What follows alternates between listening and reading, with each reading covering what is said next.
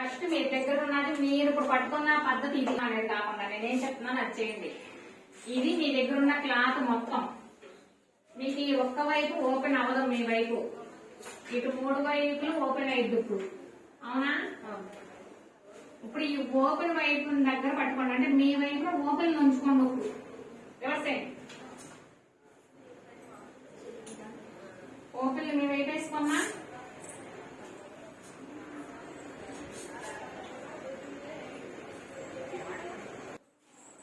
అప్పుడు నేను టాప్ ఏది కట్ చేసింది ఏది లైనింగ్ క్లాత్. లైనింగ్ క్లాత్ దాన్నే పెట్టి ఇంకెక్కువ జరపాలా తక్కువ జరుపుకోవాలో చూసుకో ఒకసారి. లూజ్ సరిపోతుందా సాల్తలేదా?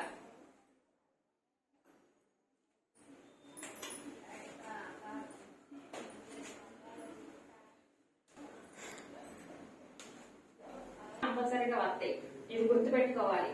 ఎట్లా కట్ చేసినా వచ్చేస్తుంది కటింగ్ అనేది, కానీ ఇదైతేనే క్లాత్ సేవ్ అయింది. నీకు ఎంత కావాలో అంతే జరుపుకుంటాము. ఓపెన్ వైపు నుండి మడత వేసుకున్నారు ఇప్పుడు, అది మాత్రం గుర్తుంచుకో.